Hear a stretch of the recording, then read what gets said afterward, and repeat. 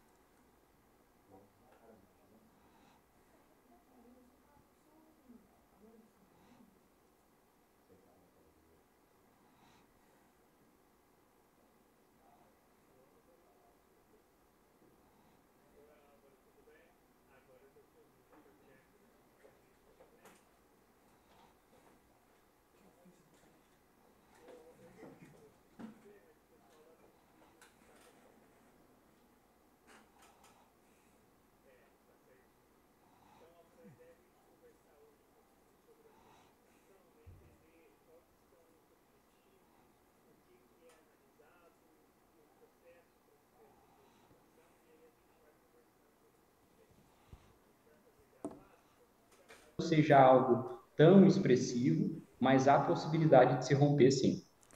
Quando você fala dessa possibilidade, Gabriel, o que a gente tem que destacar nisso? É uma oferta que não está conseguindo se encaixar? É a falta real da demanda americana já?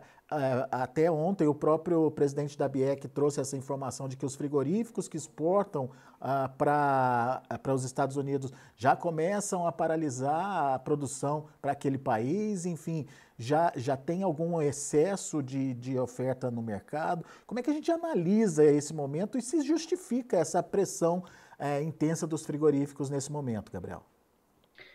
Naturalmente, nós já estamos passando por um momento passamos, na verdade, por um momento de transição, né, onde, em tese, sempre há uma disponibilidade um pouco maior de animais no mercado, né, fruto aí da chegada da época da seca, né, isso a gente sabe que naturalmente acontece, às vezes estica um pouco, encurta um pouco, dependendo do período de chuva mesmo que acontece, né, então isso é um fator que tem influenciado, tá, então a gente enxergou um pouco mais de animais.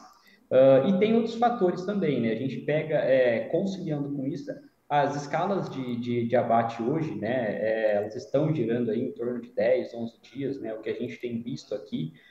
E isso está fazendo com que o frigorífico consiga também pressionar um pouco a questão de preço, né? Tem o impacto, obviamente, né? A gente não pode deixar de negar que toda essa conjuntura que aconteceu aí, né, no cenário econômico envolvendo os países que o Brasil exporta, né, e principalmente aí, né, o que é mais falado hoje, que é a demanda americana, a gente sabe que isso impactou, né, a gente sabe que o mercado sofre muito na notícia, né, no ato da notícia, isso aí acaba impactando demais os preços de mercado, né, muito sensível a isso, então isso também impactou, né, e faz sentido impactar, obviamente, tá? Mas a gente acredita mais na questão da disponibilidade de animais, as escalas de abate um pouquinho mais alongadas, né, um pouco mais longas, isso faz com que o frigorífico consiga brigar um pouco mais por preço, né? E o pecuarista, obviamente, que tem esse produto na mão, muitos deles precisam desfazer desse animal, né, vender esse animal por questões também de capacidade de suporte de pastagem nas fazendas, isso faz com que você tenha um volume um pouco maior e, consequentemente, impacte também o preço. É mais uma questão, então, Gabriel, de oferta concentrada nesse momento, né? Que não está conseguindo ter escoamento e, obviamente, essa questão do tarifaço vem só atrapalhar, né? E ajudar os frigoríficos a fazerem essa pressão em cima da arroba, né?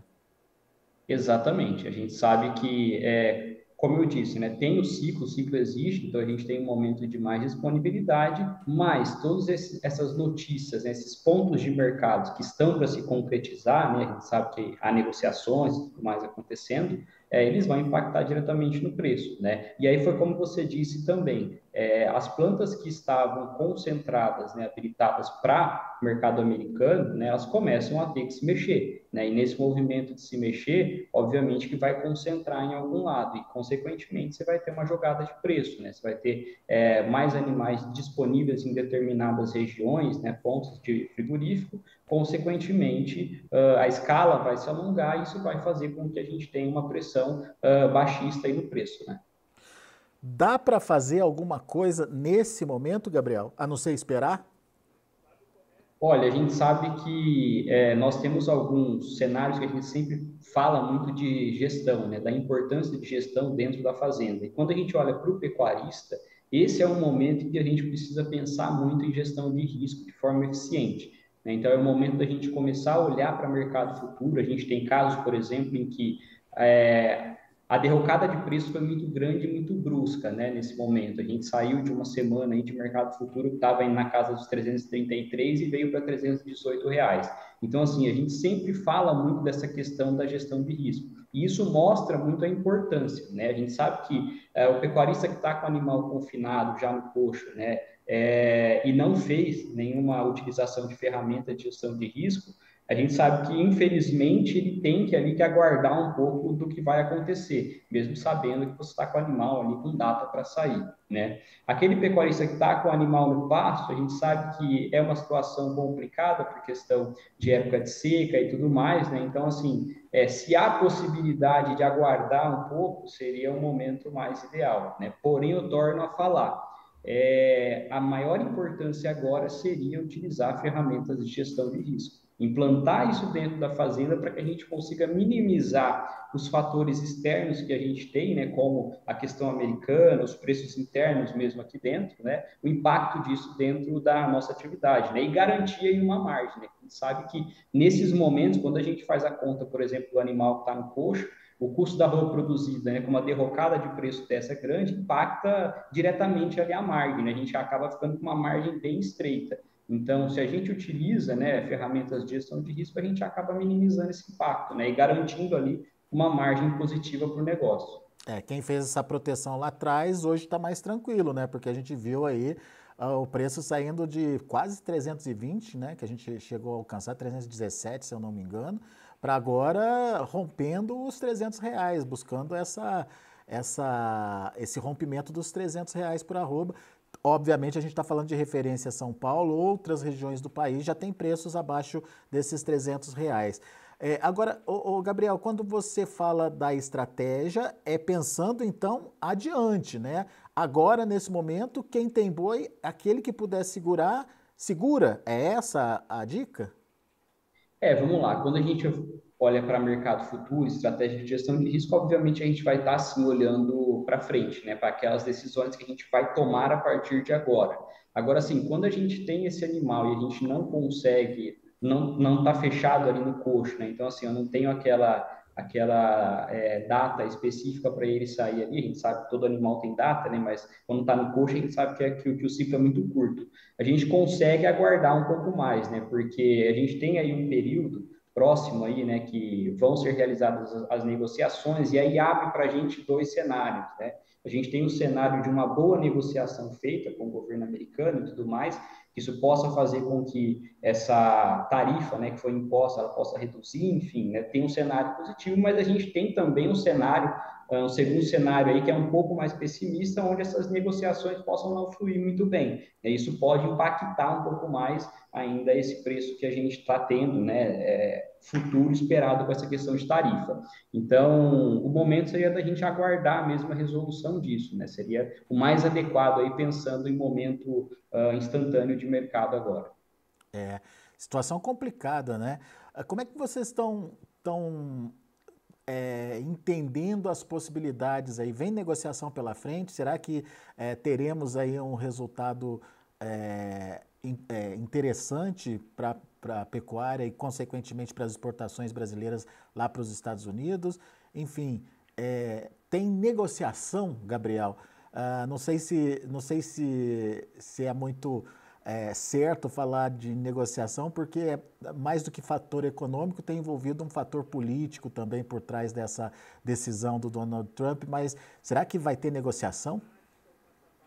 Olha, nós aqui acreditamos que, de alguma forma, o governo brasileiro vai tentar utilizar esse termo aí, né? Negociar, para a gente tentar verificar o que pode acontecer no sentido de preço, porque isso impacta muito aqui, né? Como eu falei da questão de cenários, a gente tem um cenário em que as tratativas podem ser bem-sucedidas, né? E pode impactar positivamente na questão dessa taxa, né, para que a gente possa não sofrer tanto com isso, sabendo que os Estados Unidos aí a gente exporta mais ou menos 15%, né, da carne que é exportada para eles.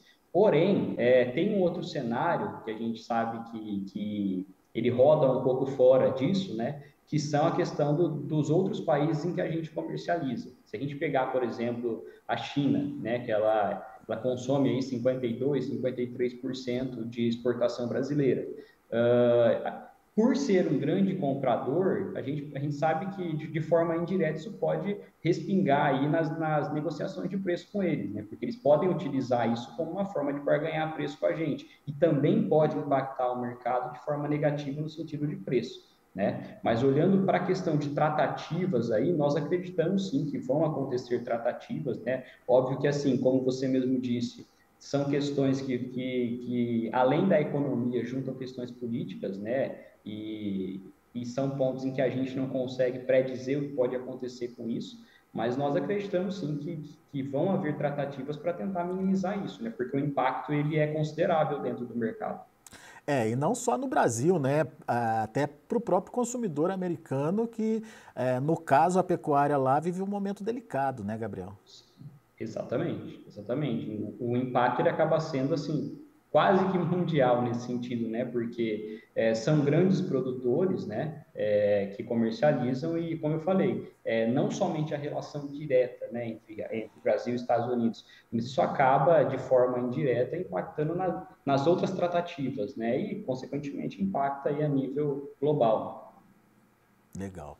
Muito bem, vamos acompanhar de perto toda essa questão envolvendo o tarifaço, todos os resultados de uma eventual tentativa aí, de negociação. A gente tem visto uma mobilização por conta dos empresários brasileiros, juntamente com o governo brasileiro, para buscar uma solução para esse impasse, mas como a gente comentou aqui, não é fácil porque não é só a questão econômica que está em jogo, tem aí fatores políticos também por trás das decisões a serem tomadas.